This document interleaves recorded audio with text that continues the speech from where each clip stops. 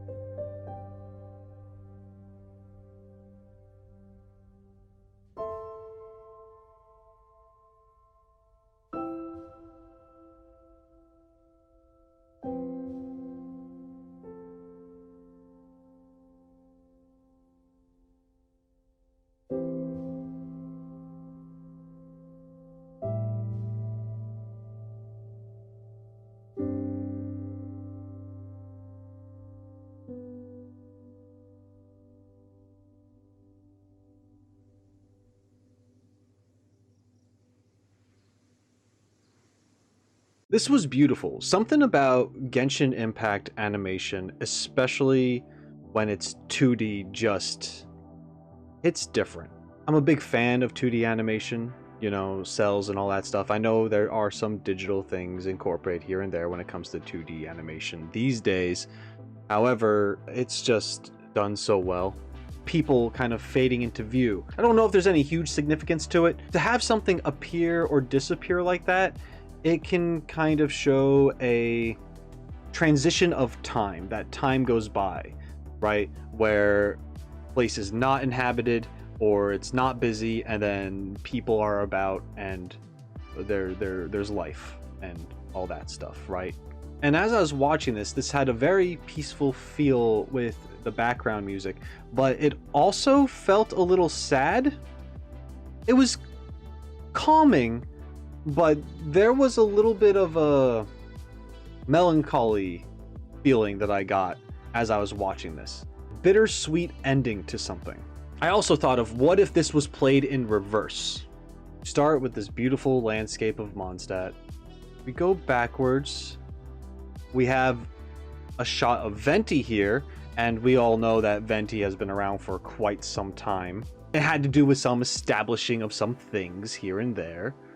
So there's that, and then we have Hilichurl stuff next to a person, a human. So maybe this symbolizes that the Hilichurl thing has been happening for a very long time, and it started way back then.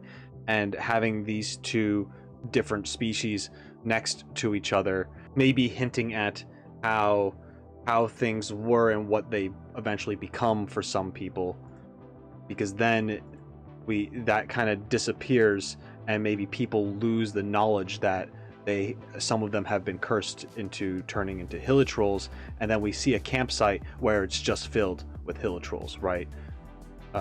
And they're just around a fire. It's not just looking upon some magical thing in the distance, but now there's like this more clan or tribal aspect to it here. And then they fade away, yet the animal remains because the nature and the animals are just, you know, forever present. But the hill trolls fade away from here, and that might be a hint to us, the viewers, that hill trolls were once people associated with people, separated themselves and kind of became their own tribal clan, yet still acknowledged that they were like their own thing. And then now they're just not in the picture because they're just considered monsters at this point. Let's see, let's continue to go back. Moon? I'd have to think about it. We have a moon and we have a pair here, but you can't really see details on them. I'm gonna try to see details. A little too hard to see details. I know there's a bunch of lore and all sorts of crazy stuff that has to do with the moon, which I will look more into one of these days. I do know it has something to do with illusions, when something's not as it seems. So I'm wondering if this is just a pretty shot, or does this actually have to do with something? Part of the moon is concealed. Maybe there's a half truth. I'll have to remember that for later. Oh, this is a vineyard. So, I mean, just having this here, this could maybe symbolize more of like civilization beginning, or even monopolies, maybe business starts getting bigger in Mondstadt. I know that there is some kind of wine industry that is talked about in Mondstadt. Maybe more mysteries reveal themselves over time, such as this mountain. Is this Dragon Spire? I think it's called Dragon Spire. Maybe that's what that is. Maybe the mysteries of that start at some point. Okay, we then have more people out in the countryside. We go from the countryside leading into the city now, where I guess before you could argue that we were exiting the city. There's food, the food would disappear, and then you have a bunch of people and they would disappear. Does Mondstadt have a thing with people disappearing? I feel like this is just kind of like giving you a little bit of a history of Mondstadt if you watch it in reverse, and how things appear to be one way, and then over time more things are added, and then it transitions into civilization, but then over time people are disappearing, and like it's a weird phenomenon, right? Because it's just the people, because the animals and such, they remain, and so does the nature itself. Okay, awesome. Once again, beautiful, lovely soundtrack. It made me feel things. It also made me kind of like, there's a mysteriousness to it as well, at least for me, as I'm thinking about all this stuff. I really do think there is something to do with considering this little animation in reverse. I know that Venti is the Archon of Mondstadt, so if this was a little history related, it would make sense that he would be the character to make any kind of cameo within this. I enjoyed that. Let's move on to the next one.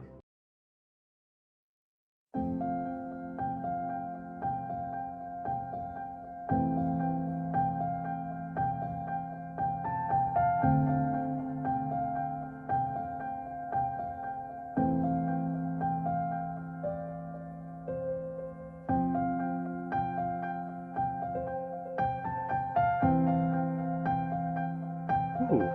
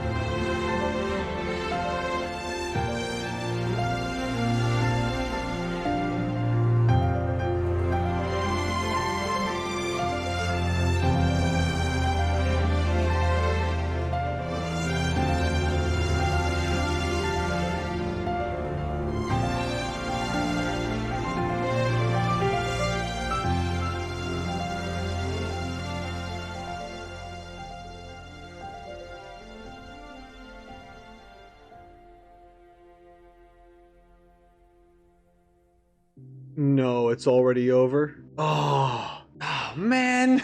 Once again, beautiful.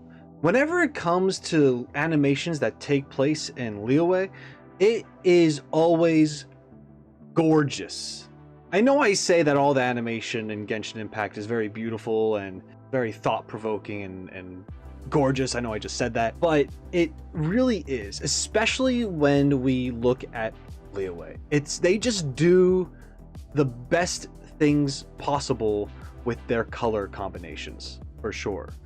Especially when we get into the Lantern Rite festival, which is why I had to stop on this screen right here with Xiao in his happy place at the very least, enjoying the Lantern Rite stuff, looking at the city here, and we have the fireworks, we have the glowing orange, red, yellow lights that are lighting up the city from the lanterns, and then all around it is dark and blues, and those bright lights kind of mix into the fog around in the sea, and it just kind of, I want to say, for a lack of a better word, the light just kind of like bleeds into the darkness in a good way.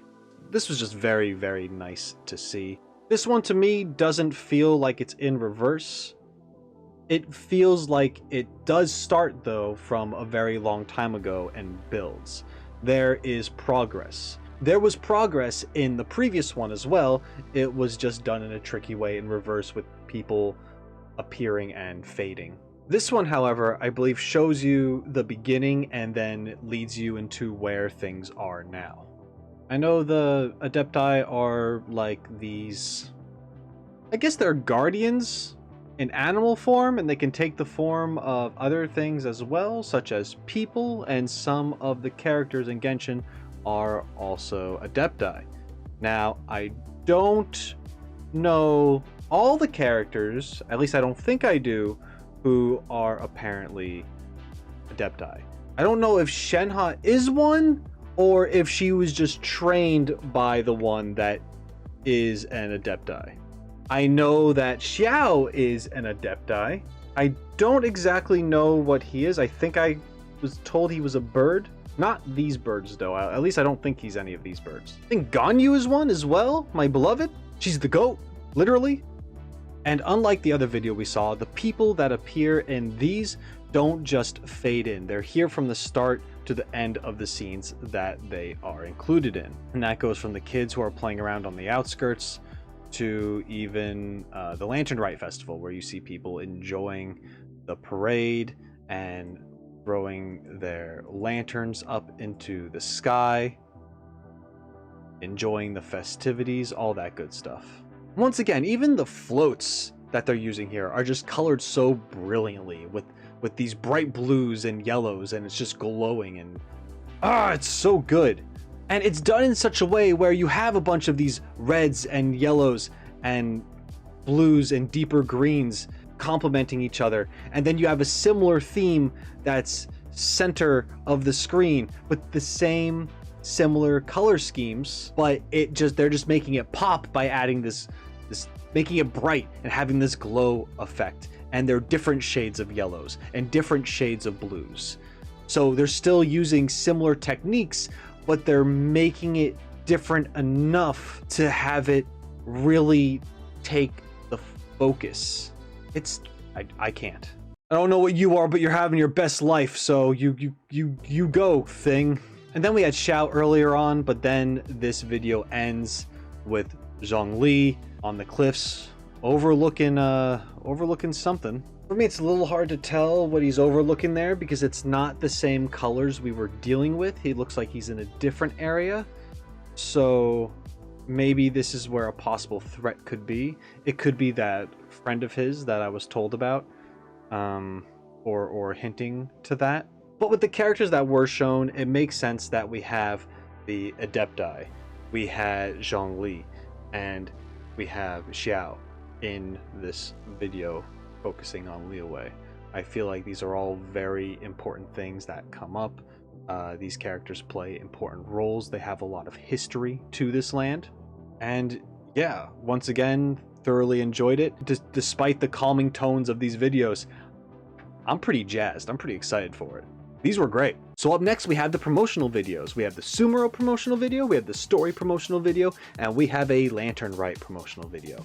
So I'm really excited to get into these. But before we do, if you are watching this right now, that means you've been through quite a bit of this video already. So if you want to support me, I recommend you hit that subscribe button if you haven't already. Because you're this far, you might as well, because it means you like it enough to do so. Or at least I hope. I hope it's been... Are you having fun? I'm having fun. This has been fun.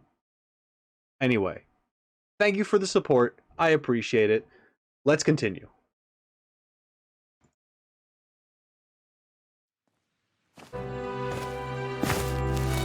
Everything in this world runs in a loop. As for the truth, that's on you to find out. So no matter how strange or spooky things may look on the surface, maybe all they point to in the end is a small and simple secret. In the end, I'm just the moon. The real sun is long gone.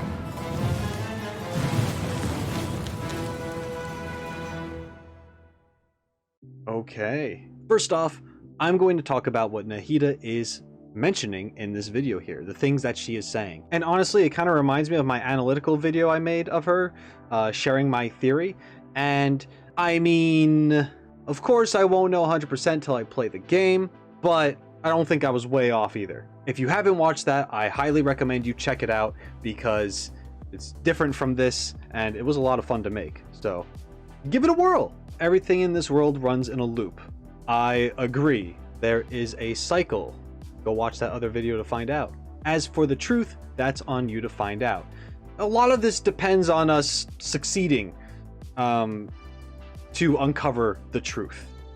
There is a big thing that is happening with Nahida being a captive and all that stuff, and that information I'm sure is hidden from the people of Sumeru. Otherwise, it would be a very big problem. I don't think the sages would automatically just spit out that, yeah, we have the Archon captive, we smart. So you have to seek answers yourself and find out the truth, and that's dependent on you. So no matter how strange or spooky things might look on the surface, maybe all they point to in the end is a small and simple secret. I believe this just means that things can be misleading. Things are misleading. It might appear that there is a bigger problem, but well, the truth is that we just have poor Nahida locked up. I also like how she says spooky in here because it's very, very childlike, and Nahida is a child. I don't care if she's 500 years old, she's still a child. Don't be weird. In the end, I'm just the moon. The real sun is long gone. Yes. In a nutshell, I have speculated in the past that Nahida is not the original Archon of Sumeru. There was an Archon before her, and Nahida essentially took up that mantle, whether or not she wanted to. It just kind of happened that way through events. Nahida, although being the new Archon, the new Archon, she's been around for 500 years, but she's been locked up. Nahida probably does not believe that she is worthy, that she should be the Archon. There was one before, she's gone, now it's Nahida. Nahida doesn't believe in herself. She is a lie, she is the illusion. The sun, the hope, the real Archon is no longer here. Now I think the original Archon maybe had passed away due to events and was reincarnated into Nahida. I don't know if that is true, but that is my current theory as of right now. Either way, this sentence here is referring to Nahida not feeling like she is deserving, that she considers herself an illusion and not the real thing. Meanwhile, the actual Archon, the one deserving to be the Archon, has passed on.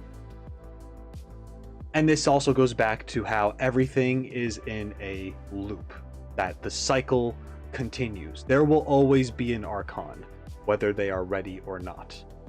But before we move on to the next promotional thing, I just want to take a moment to just admire some of this awesome work here. We got a tree on Fire, don't know what that's about. It's probably a little scurry.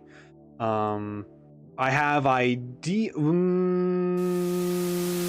I'm gonna leave that alone. I'm gonna leave that alone because I got something. If you want me to talk about trees, let me know and I'll talk about trees. But right now, let's just focus on the pretty stuff. All the characters are done exceptionally well. I love this, how it's black and white. Yeah, we have the Traveler here, and we have the legs of someone else. Is this Dottore or a sage? And then you have Nahida in his shadow on the opposite side of this person, just, you know, being hidden. There's a lot here. They are wearing heels. I don't know if Dottore rocks heels. I haven't really looked at his feet. You feet people, let me know. Does he have heels? Cool if he does. If anything, I'm impressed. We have Nilou, which once again, her design is beautiful. Look at that face. She's got a cute face too. Come on. We have Dia, and can we appreciate this for a second? Sassy. Her design is awesome too. I love her personality, that she's like a badass, but she still cares about people. I love her. We have Alhaitham and Sino going at it. Maybe they are actually fighting over something. Maybe they are having a sparring match, or they could just be duking it out because that's something that they do. Dia interrupts it anyway, so it's fine. We have this character whose name I forget. Dory. Maybe I'll get hate for this. I don't know. Don't really care that much for this character. Then again, I haven't seen much. Sure, they look pretty cool here. But I mean, all I got from them, from the stuff that they've appeared in before, which was very brief, is that they like money. I mean, which is okay. I mean, a lot of people like money, so whatever. But until I see more, I can't really form an opinion. Like, you know how I've talked about Goro? And how I'm not a super huge fan of how they represent Goro here? They do a worse job with this character. 100%. She looks interesting, but I got nothing. And then here we have Tighnari and Kale. And I like this, how they're friends, they work together, they kind of do their nature thing. That's pretty cool. Let's see this opening again real quick. Everything in this world runs in a loop. Yeah. Okay, so that, I mean, nothing crazy. It was just running up to a cliffside and they're like doing their thing and stuff.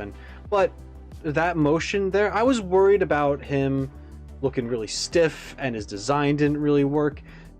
Tighnari is starting to grow on me a little more. Just a little more. I think by the time I start playing this and actually interact with him, I'll be a full-on Tighnari supporter. Once again, not taking back any of the stuff I said previously, because I still honestly believe in the things I say when I talk about design. But characters have their reasons. And hey, just because you don't like the shirt that someone wears doesn't mean that they're a bad person. And then there's Kale too, but we need more Kale. She looks so small. She's so small.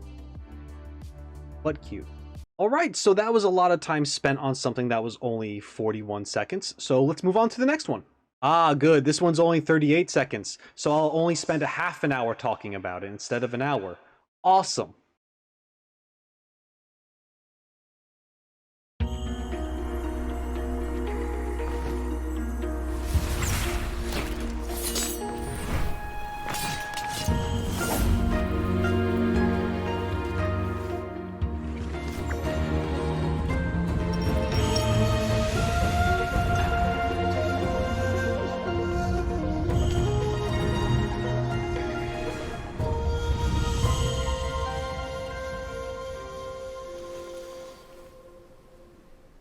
So, once again, this is Inazuma, has the Japanese vibe, and I love it so much. Right here we have a little charm. You can see the board behind them where people put their wishes and prayers, or fortunes, whatever it may be. This is obviously at a shrine, but I have one of these charms too. This is my charm. You can get these at shrines, and there's different charms, different things. This one has a cat on it because I got it at a cat shrine in the middle of nowhere. This one is for good health. So, yeah, there's that. I'm not dead yet, so I guess it's doing something. And this had a lot of quick cuts showing other characters. I don't think this is nearly as deep as the previous one at all. It's just kind of showing things off, but I did see some things that I think we can talk about. First of all though, Miko, love the face. We have Kazuha fighting the Traveler, maybe a sparring thing. We have Ayaka drinking her green tea. You know, a leaf falls into it. That's very unfortunate. We have Kokomi. But I didn't notice this before. She looks into the reflection and she can see the Traveler, Ether.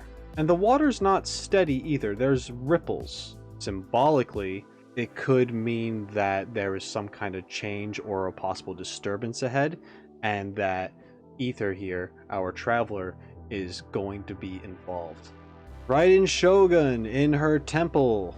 This is her symbol, and we have the silhouette of that statue that had all the visions on it, and I believe they light up here.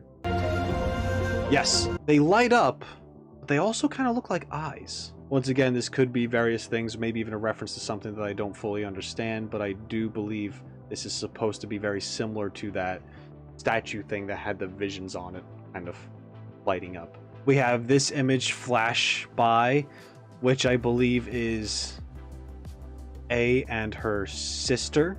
Ooh, but this doesn't look good. Someone laying down, or someone weak. It looks like they might be leaning up against something, but there's like no life in that hand. This could be the sister that is no longer with us. Oh, there's a reflection. Who dat? That's us. That's Ether. That's the Traveler. So is this the moment where we come to challenge Raiden? Raiden Shogun in a supposedly meditative state, just waiting for something, but still thinking about the past. Meanwhile, in her shadow, in the shadow behind her, upon her crest, you have the imagery of the statue that holds the visions. But it's displayed in a way that makes it look kind of evil, kind of imposing, maybe not the best thing. So possibly it's symbolic to her ideas, which maybe are kind of flawed in order to do this thing. And because of the decisions that she has made are due to the events that have happened in her past, possibly. And then we have the moment where the Traveler barges into the room to finally confront Raiden Shogun. And we opened with Miko, and we're going to end with Miko. She's at her shrine, and there's the big magical tree. And then she turns around and gives you the bedroom eyes, and now I have to click off the video because if I stay here any longer, I'm gonna...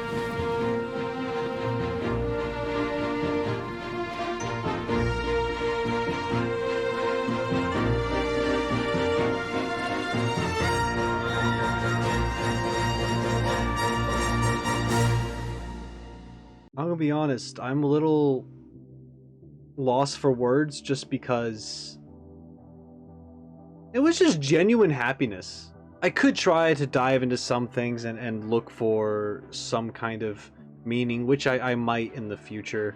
But as much as a good feeling the majority, if not all, of these videos have given me from just, today watching this stuff, this one by far, it's just something about the Lantern Rite stuff that just gets me in the feels in a positive way. And I think it has something to do with that feeling of just experiencing life and some nostalgia factor involved as well. And you see these characters within their friend groups and just socializing and going about their business, and it's just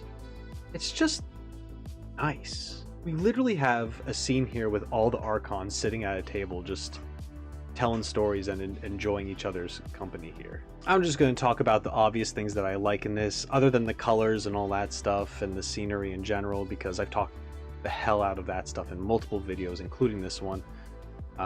Here you got a crew. You got a crew just walking down the steps, having a good time. And this just looks like a solid group of friends. It's nice to see Jean and Barbara and Kei-Ching and my beloved Ganyu. That's great. Glad that they're there, of course. More Miko, Beidou, Yoimiya. Very nice to have some Yoimiya here. She's, of course, excited. It's a Lantern Rite festival. There's going to be fireworks. And then we have the Kamisato siblings here, which is very nice to see them out and about, kind of enjoying some social nightlife things.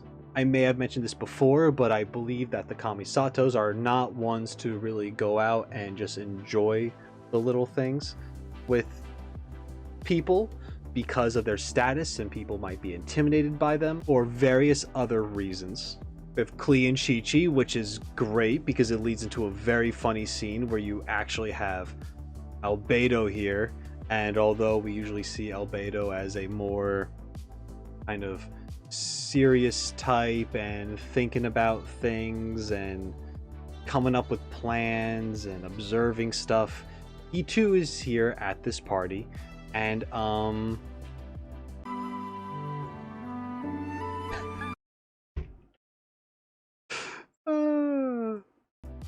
this is everything to me.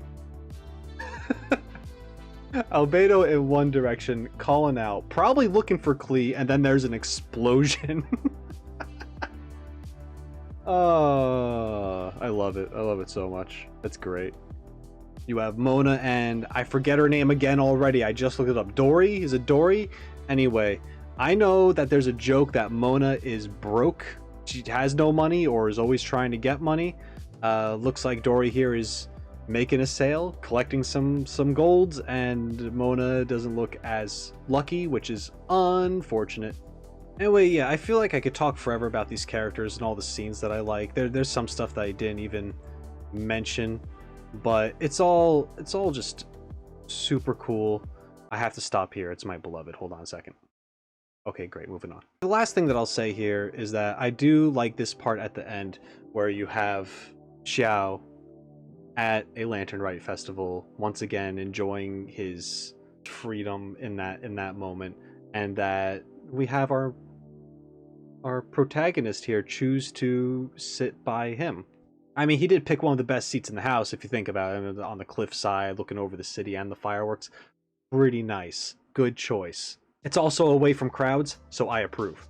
All of these things that I've watched today to make up this video, I felt like I could find something within them to talk about, including this one as well. But here, what we got to see was a lot of the character mannerisms and just little snippets of how they interact with each other. And it was nice. But we do have the moon again, and oh my god, it's partially concealed, so that must mean that it's time to end the video. But once again, as a friendly reminder, if you haven't already, please subscribe to the channel because it really means a lot and it really does support this channel. Every little bit counts. Well, that's it for me. Thank you so much for joining. If you made it this far in the video, then somewhere in the comment section down below, within your message, leave the word GLOW, and that way I will know that you are indeed a real one. Thank you so much for watching. Shine on, you crazy diamonds. Later.